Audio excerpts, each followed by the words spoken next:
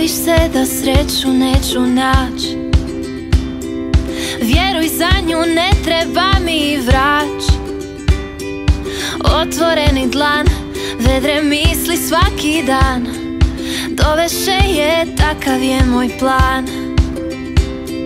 Znam da nisam ista kao ti, nemam više zašto bježati. Oblak je moj dom, oblikujem ga po svom, dosadno je kretati se tlom. Samo ovu pjesmu želim, samo ovaj ritam znam, samo ovoj ludoj besmislici pripadam. Sve je crno, sve je bijelo, ali život nije siv. Sve je dobro dok si zdrav i dok si živ. Prijateljstvo je kada se sa nekim družiš, igraš. Sreća! Sreća! Za mene je prijateljstvo kao glazba, a glazba mi je sreća, znači sreća mi je prijateljstvo. Prijateljstvo je zabava, možda tu i tam ljubav, ali uglavnom zabava. Ljubav.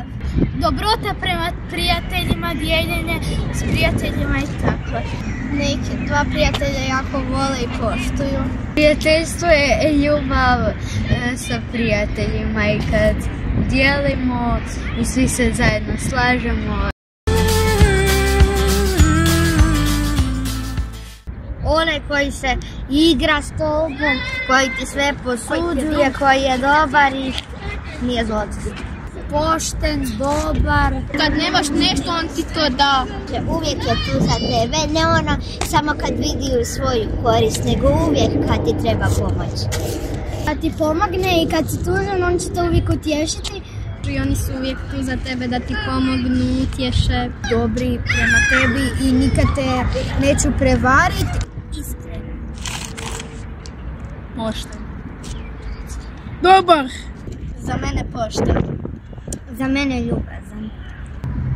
Kao Ivan. Ne smije se rugati. Pošten. Ljubazan. Iskren. Druželjubiv. Pravedan. Pošten. A to je grozno, onda nemaš se s kim, onda nemaš se s kim se drugim igrati. To te nekako pogodi u srce, kao da ti neko zabije nož u leđa, znači baš ti je veliki pritisak i uvijek svu krivnju onda prebaciš na sebe, kako ti možda u tom trenutku uopće nisi bio kriv. Je veliki grijeh zato što on tebe voli, ti njega voliš i onda si jako tužan, to te pogodi jako. Grozno, loše. Nema ljubavi, nema sreće. Ružno. Tužno jako. Meni savjest ne da mira kad se nas dvije posvađamo. Znači ne mogu prestati misliti o tome. Ono, osjećaš se nekako krivo, barem ja. I ono, nije baš ti ugodno.